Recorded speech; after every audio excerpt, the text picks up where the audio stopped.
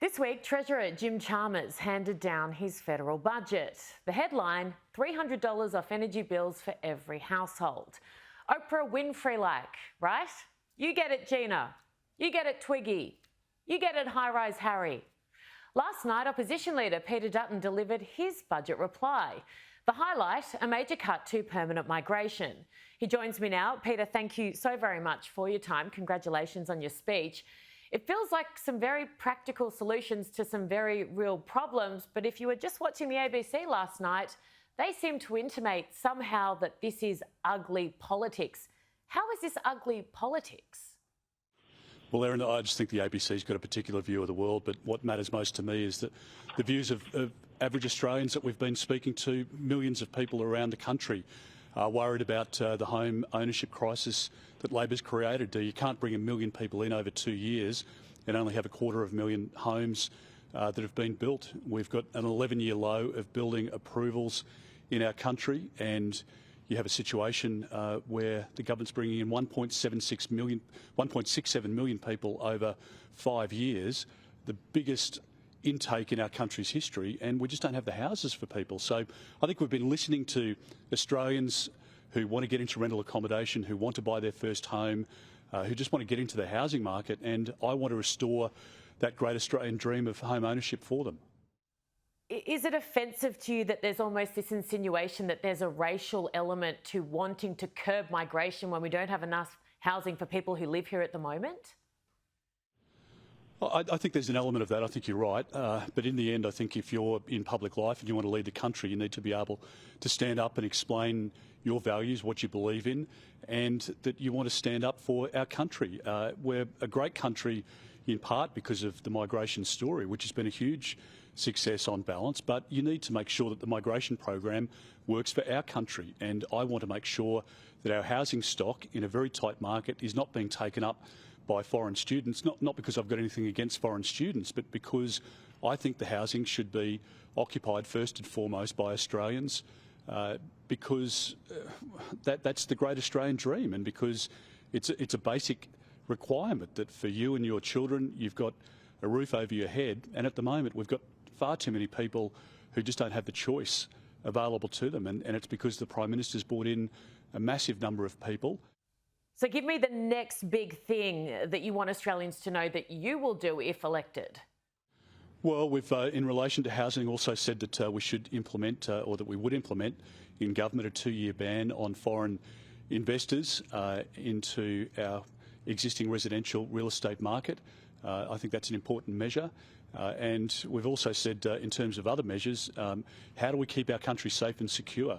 The government's released 150 hardened criminals into the community. We know that. We know that knife crime is a huge issue across the country, so we need to show national leadership, as John Howard did on the gun law reforms. And we need to make sure that the bail laws are tightened, that we put more money into general practice so that we can get more GPs out into the suburbs and into regional areas. Because at the moment, if you move house, it's hard to get in to see a new GP, because many of them have got their books closed off. It's hard to get your kids into school. It's hard to get your kids into childcare. And that really, a lot of it comes back to the migration situation. So I think there are a lot of issues that really are interconnected, but I want to keep our country and our people safe and secure in what's a very uncertain time. There's a significant likelihood, and it's increasing by the day, that Donald Trump will become president of America again. Kevin Rudd, we know, is ambassador at the moment, and that relationship with Trump is not good, and that's putting it politely. We saw Scott Morrison this week visit Donald Trump, who made time for him. That shows that there's obviously a very healthy relationship there. Would you consider putting Scott Morrison into that role, so Australian ambassador to America, if you become Prime Minister? Well, I was texting with Scott during the week. He told me that he'd met with President Trump, and there'd been, good discussions, particularly around AUKUS. There'd been some speculation that maybe President Trump wouldn't continue with AUKUS, but I think every indication is that he would be able to continue with it if he's elected as president.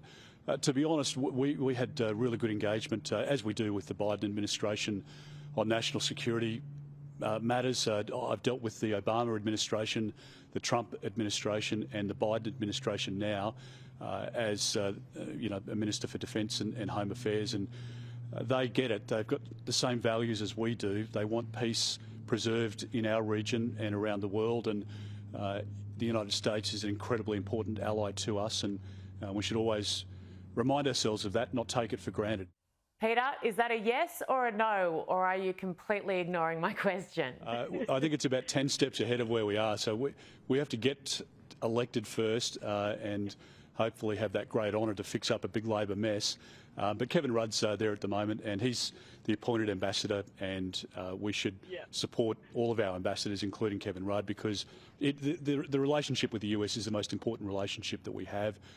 Scott would do a great job in anything you appointed him to, but I suspect he's going to enjoy the private sector for a period of time, and that's sort of the reality. Front page of the Daily Telegraph this week, Jim does not want Albo to evict him. I'd love to know, Peter, if you would take on Jim at one of your places, potentially let him rent a room. Well, why can't he move into Kirribilli, I guess? A few spare bedrooms there if Albo's, got the generosity genes going. So, look, I think the PM's made comment about it. It's not a great look, but anyway, obviously a difficult situation. But I just think what the most important point to make out of it, on a serious note, is that we've got people who are living in difficult circumstances at the moment. The government's created an enormous mess in housing. I want to get our country back on track, and I want to make sure that that people can achieve that great Australian dream of home ownership again. But we can only do that if we change government at the next election. Peter Dutton, thank you so very much for your time. Thanks, Erin. Take care. I'll see you soon.